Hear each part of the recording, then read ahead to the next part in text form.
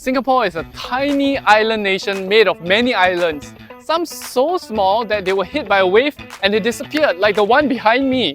Well, not all islands disappear in a freak accident. Rather, many were intentionally wiped off the face of the earth.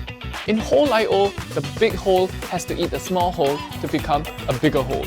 If that's not a perfect metaphor for life, I don't know what is. The Singapore government is probably the world's best player at island.io because most of the islands that have disappeared have been merged together through land reclamation for various uses. The biggest reclamation of them all is Jurong Island, combining 7 little islands to form one huge industrial estate. Home to our oil refineries, Jurong Island made us one of the top 3 oil refining centres of the world.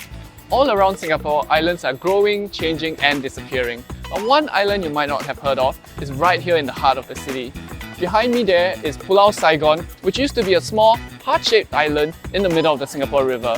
It used to be covered by warehouses and pig abattoirs, and apparently is the birthplace of the Singaporean bak kut teh. Unfortunately, the island was eventually absorbed into the mainland and now a condominium sits on the former island. Sekijang St. John. Sekijang St. John? I don't know how the British butchered this name, but maybe Sekijang just wasn't giving beach to them. Before St. John's Island became an introvert's alternative to Sentosa, it was a quarantine island for people with contagious diseases.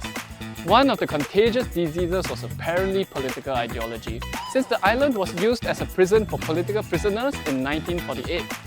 One particular political prisoner was Devan Nair, who was imprisoned by the British for his anti-colonial activities. He then went on to become president. In the 2000s, the islands underwent a dramatic transformation, merging St. John's Island, Lazarus Island, Pulau Seringat and Pulau Seringat Kecil into one connected island. This $11 million project was supposed to turn this place into Singapore's next resort paradise, but only now in 2023 are plans finally materializing. Glamping tents and tiny homes along the beachfront will now give Singapore a little taste of luxury on these islands, as these islands turn into a light-touch tourist destination.